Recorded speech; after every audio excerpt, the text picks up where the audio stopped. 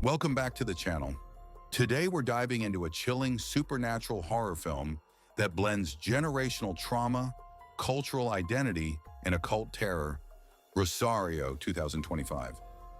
Directed by Felipe Vargas in his feature debut, this atmospheric thriller traps its lead in a snowbound Brooklyn apartment where the death of a grandmother unearths dark family secrets and a terrifying spiritual legacy. Let's unravel the layers of grief, guilt, and ghostly horror that make Rosario both haunting and thought-provoking. The movie opens in the bleak isolation of a snowbound Brooklyn apartment where Rosario unfolds a haunting tale of generational grief and supernatural dread. Directed by Felipe Vargas in his feature debut, the film introduces us to Rosario, a finance professional detached from her cultural roots. Her journey into terror begins following the death of her grandmother, Griselda, stranded by a raging blizzard and charged with the unsettling task of guarding Griselda's corpse until emergency services arrive. Rosario soon finds herself trapped in a nightmare, far beyond the physical storm outside. Griselda's lifeless body becomes a conduit for dark forces connected to Palo Mayombe, an Afro-Cuban religious tradition. What starts as a solemn vigil quickly unravels into a harrowing clash of identity, cultural legacy, and bodily horror. The film layers psychological unease with spiritual tension, offering bursts of chilling brilliance, though its ambitious themes sometimes struggle to fully come together. The story opens with a moving flashback to Rosario's childhood during her first communion. This moment starkly contrasts her family's Catholic devotion with Griselda's secretive spiritual practices. Veiled in mystery, Griselda dismisses the Catholic rites, hinting at a deeper, more ominous allegiance. This early scene sets the tone for Rosario's internal conflict. A woman who once silenced her grandmother's calls and distanced herself from her heritage is now forced to confront an inheritance she cannot ignore. Following Griselda's death, Rosario returns to her grandmother's decaying apartment, a claustrophobic, crumbling maze of peeling wallpaper and flickering lights. The snowstorm traps her inside, cutting her off from help and plunging her into a terrifying solitude. Director Vargas masterfully builds an atmosphere thick with dread. The apartment itself, cluttered with relics of Griselda's rituals, candles, cauldrons, cryptic symbols, feels like a living entity. Shadows dance across the walls, hiding both psychological trauma and supernatural menace. Practical effects enhance the tension beautifully. Griselda's corpse, marked with strange, unnerving symbols, springs to life in grotesque detail. Her jaw unhinges with stomach-turning realism, conjuring memories of body horror classics. A recurring hallucination of Rosario's deceased mother, her face decaying and crawling with maggots, merges grief with visceral terror. These grotesque, surreal moments echo the playful yet terrifying style of Sam Raimi, injecting the film with a jarring sense of the uncanny. The film's final act unleashes a visual onslaught as the camera whirls through a concealed ritual chamber, capturing Rosario's desperate battle against spectral forces. While the staging evokes echoes of Sam Raimi's kinetic horror, Rosario often lacks the same dynamism. Rather than building suspense through momentum, it leans heavily on conventional jump scares and familiar tropes, offering little in the way of inventive thrills. The film's most significant misstep lies in its narrative cohesion. Rosario's choices frequently defy logic, driven more by the script's needs than any clear internal motivation. After uncovering Griselda's spiritual artifacts, Rosario abruptly begins performing complex rituals she doesn't understand, reciting incantations with all the conviction of someone skimming a recipe. This undermines the emotional stakes and weakens the believability of her arc. Scripted by Alan Tressa, Rosario introduces compelling themes: the burden of immigrant expectations, the tension between Catholic guilt and ancestral beliefs. but struggles to weave them into the narrative with depth. These ideas remain surface level, introduced but never fully explored. A subplot involving Rosario's father, played by Jose Zuniga, who warns her not to be alone with the body, hints at buried generational secrets. Yet this potential storyline is rushed into abrupt exposition and quickly abandoned. Supporting characters add little weight to the plot. The building's eccentric superintendent, Paul Ben-Victor, and an overly curious neighbor, David Dasmalkian, are introduced with sinister quirks, but ultimately serve as red herrings. Their presence teases narrative complexity, only to fade into irrelevance, leaving their arcs undeveloped. The depiction of Palo Mayombe, while visually compelling, treads into problematic territory. The film opens with an informative note outlining the religion's Afro-Cuban roots, yet Griselda's Mexican heritage remains unexplained within that context, creating a cultural inconsistency the story never addresses. The representation of Palo as a dark mystical force, conjuring cursed cauldrons and vengeful spirits, risks reducing a nuanced spiritual tradition to little more than an exoticized horror trope. This cultural misstep is further exacerbated by the film's underdeveloped immigrant narrative. Rosario's guilt over abandoning her family struggles, captured in a haunting vision of her parents' perilous border crossing, offers a brief but powerful window into her emotional conflict.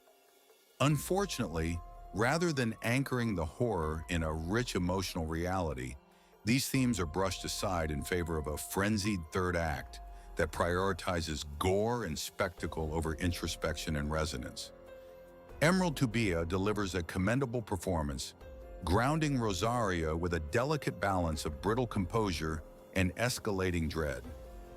In the film's quieter moments, Tubia subtly communicates Rosario's internal fragmentation, the pull between her professional, corporate persona and the raw, ancestral fear that threatens to consume her. Her transformation is gradual but convincing, anchoring the supernatural chaos with emotional credibility. Constanza Gutierrez, though largely confined to playing the corpse of Griselda, lingers as a spectral force throughout. Her presence, enhanced by eerie voiceovers that blur the boundaries between hallucination and haunting, adds a chilling resonance that persists beyond the grave. Unfortunately, the supporting cast is less fortunate. David Dasmalkian's peculiar neighbor, initially introduced with a sense of off-kilter menace, devolves into a caricature, while Diana Lyne's ghostly portrayal of Rosario's mother floats through scenes with minimal emotional weight or narrative consequence. The film's pacing further compounds its shortcomings. A sluggish first act lingers too long on establishing Rosario's guilt and the geography of the apartment, delaying the inevitable descent into horror. When the supernatural finally surfaces, it does so in a barrage of disconnected set pieces. Walls oozing black sludge, spectral figures erupting from dark corners, and a frenzied climactic ritual reminiscent of Hereditary's occult finale. While these sequences demonstrate director Felipe Vargas's flair for gruesome visuals, throats slashed with ceremonial daggers, faces grotesquely peeled to reveal writhing insects, they lack the emotional and narrative foundation to make them truly resonate.